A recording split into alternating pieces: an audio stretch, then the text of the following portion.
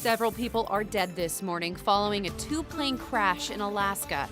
Investigators are trying to understand what happened. I'm no longer part of what I wanted to be a part of. Disappointing.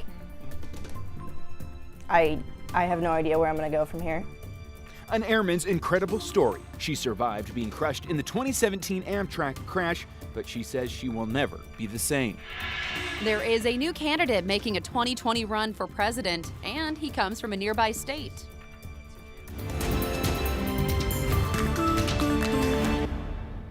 "5 a.m. on our Tuesday morning. Welcome to KREM 2 Morning News. I'm Jen York. I'm Taylor Vito. And I'm Evan Nurani. We are tracking breaking news this morning. Montana Governor Steve Bullock just announced he is running for president. Governor Bullock won re-election in 2016 as a Democrat, the same year President Trump won the state in the presidential election. In a video posted online, he outlined a campaign to push progressive policies from his red state perspective. Today we see evidence of a corrupt system all across America. A government that serves campaign money, not the people. After the Citizens United decision, a lot of folks said game over. But as Attorney General, I refuse to give up without a fight.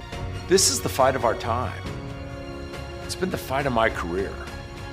I'm Steve Bullock, and I'm running for president. With your help, we will take our democracy back. Honorable Steve Bullock. In his campaign video, Bullock also vows to fight corruption and emphasizes his humble beginnings. Governor Bullock becomes the 22nd Democrat to announce his bid. Of course, that information coming out just in the past few hours. Yeah, it's definitely the epitome of breaking news. It really is happening overnight. So you can read more on that this morning on KREM.com. Back here in Spokane this morning, Evan, how are we shaping up? Things are all right so far. We were talking yesterday about how we're kind of seeing that change in the weather come about. Temperatures slowly cooling down, showers moving in. Today we've got a chance of a couple scattered showers, but really our best bet is going to come Thursday and Friday. You can see if we look out toward downtown how things are looking all right now. The reason for this is because that cold front, the arrival of that cold front, is over on the west side of the state right now. So we're not seeing too much interference with it in our neck of the woods. Things are still only partly cloudy outside right now. You can see how that cold front is on the west side right now. So we see those showers already popping up around there. Clouds are ahead of that cold front. So we're going to start to see those clouds increase as the day goes on. There's a good chance that by this afternoon we're going to have entirely cloudy skies. Showers are possible, but still only coming in at about a 20% chance. So you can see how we're only at partly cloudy right now through 6 a.m., 8 a.m., even 9 a.m. 10 a.m. we see a good amount of mostly cloudy or just full cloud cover skies. Temperatures still going to make their way to just about 70 degrees for that afternoon high, which keep in mind is about 10 degrees cooler than where we saw those temperatures over the weekend. So already taking that turn down to average. Average would be about 66 degrees for our afternoon high. So still slightly above average, but just kind of hanging right above it. Clouds roll in, showers move in by just about the noon hour and continue with a possible scattered shower, I'd say. Nothing really too intense through your evening. Now, what we've got as far as your current temperatures go, a couple pockets of some chilly temperatures. Deer Park is at 37 degrees right now, Coeur d'Alene 42, and Spokane at 51. There's like kind of triangle here where you could see those temperature jumps. So it really depends on exactly where you are as to what your temperatures are looking like. Over towards central Washington, still seeing mostly upper 40s and low 50s. Moses Lake is at 51. Omak is at 49 degrees. And as opposed to yesterday where we saw those wind speeds pretty high, we are only seeing single-digit wind speeds, pretty calm wind speeds right before the arrival of this cold front. Going into tomorrow, we could see those wind gusts pick up as usually behind that cold front we see the increase in wind. But as I mentioned, this is a pretty weak moving system. What it's mainly going to do is bring a good amount of cloud cover and some light scattered showers into our afternoon and evening. We'll be talking a little bit more coming up about those pretty widespread showers that we're expecting by Wednesday and going into Thursday. Those look to continue through Thursday and your Friday. That is coming up in just a bit. Let's take a look at what we've got out on the roads, though, to start off our Tuesday. It is 5:04 right now, and we're looking out on Division and Garland, and we're seeing that mainly, wherever you are around the Northwest, commutes are looking okay. So no significant backups to note, no crashes or collisions that are blocking any lanes right now, but we, of course, will keep you updated on if we see any changes our way. Jen and Taylor, I'll toss things back to you guys. All right, Evan, thank you. 5:04 now. At least 5 people died after a midair collision between 2 planes over Alaska. CBS News reports both planes crashed into water. Royal Princess leaders say 4 cruise ship passengers and a pilot died, but the Coast Guard has not confirmed that number. This morning, investigators are still looking for a few missing people. Investigators say 10 people were also injured in the crash. This morning, a team with the National Transportation Safety Board is headed to the scene. Authorities say the float planes were carrying tourists from the Royal Princess cruise. That cruise just traveled through Seattle on Friday. Now, our sister station in Seattle reported that several crash survivors have been brought to Harborview Medical Center in Seattle. Princess Cruise this morning says they are deeply saddened to hear about the news. In a statement, the cruise company said Taquan Air was flying a shore excursion that was sold through Princess Cruises. And the other plane that collided was also carrying Princess Cruise guests, but they were contracted with an independent tour. Now, a passenger on board a different cruise ship that was docked in that same area as the Princess Cruise shared this video of the captain's announcement. We have activated members of our care team to provide assistance to our guests involved in the incident. We are incredibly distressed by this situation and ask that you join us in keeping those on board the planes and their family in our thoughts and prayers.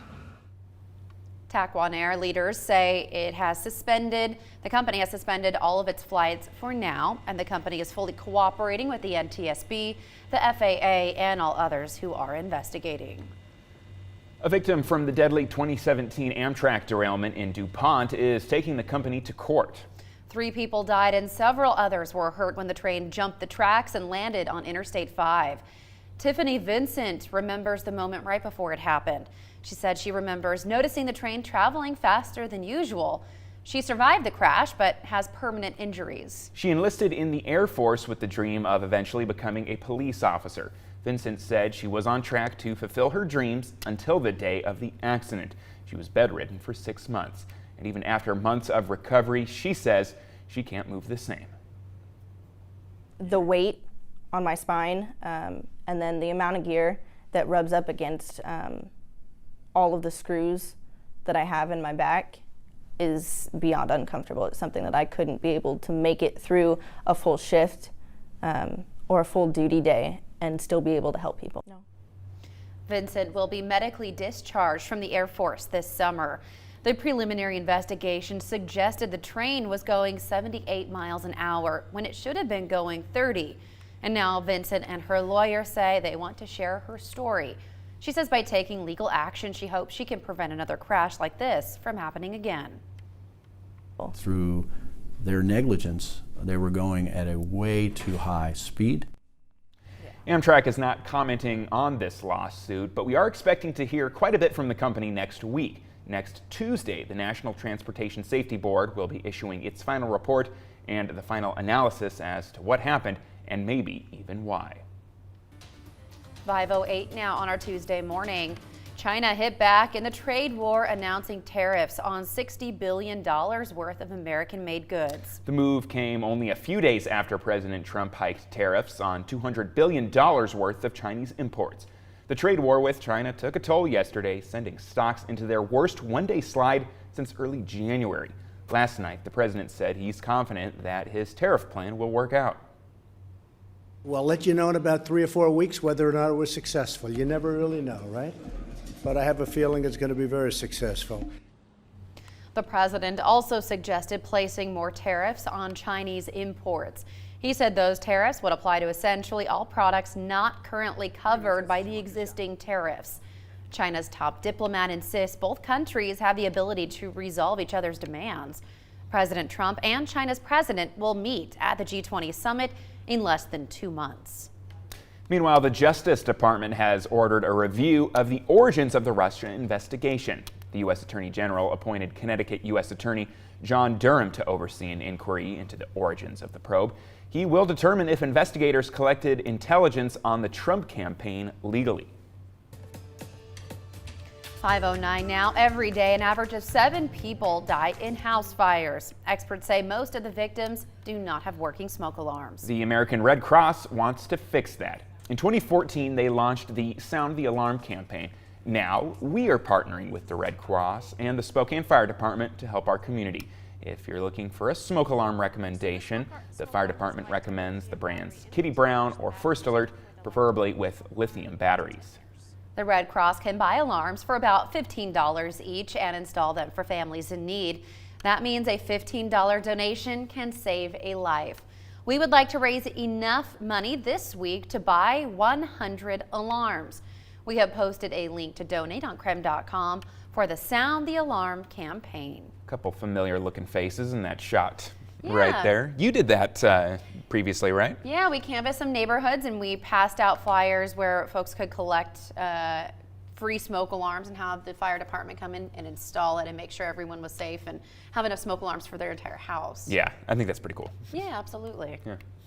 Well, it is 5:10 right now this Tuesday morning. Coming up, convicted criminals are sharing their knowledge to help protect you and your belongings. We want you to think twice before you get out of the car the next time. Amazon is offering a new proposal to its workers. Leaders hope it will benefit both workers and the company. And after about 10 days straight of above average temperatures, we're starting to see those temperatures decline now back down to average and a good chance of showers rolling in. We're talking about where to expect the majority of that rain coming up.